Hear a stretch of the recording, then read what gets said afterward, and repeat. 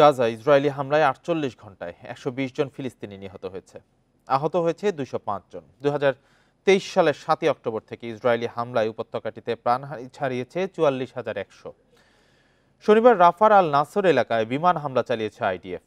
নুসাইরাত শরণার্থী শিবিরের একটি মসজিদে হামলায় বেশ কয়েকজন হতাহত হয়েছে। উত্তর গাজার কামাল আদওয়ান হাসপাতালেও হামলা অব্যাহত আছে। সেখানে ২ জন নিহত হয়েছে। হাসপাতালটির পরিস্থিতি দিনকে দিন আরও খারাপ হচ্ছে বলে জানিয়েছে কর্তৃপক্ষ। ১ মাসের বেশি সময় ধরে উত্তরাঞ্চল অবরোধ করে রেখেছে ইসরায়েলি বাহিনী। অবরুদ্ধ পশ্চিম তীরে অভিযান চালিয়ে ২ দিনে শিশুসহ ১৫ জন ফিলিস্তিনিকে গ্রেপ্তার করেছে আইডিএফ। এদিকে ইসরায়েলের প্রধানমন্ত্রীর বিরুদ্ধে আইসিসির গ্রেপ্তারি পরোয়ানাকে সাহসী পদক্ষেপ বলেছেন তুরস্কের প্রেসিডেন্ট রিসেপ তাইয়েপ এরদোয়ান।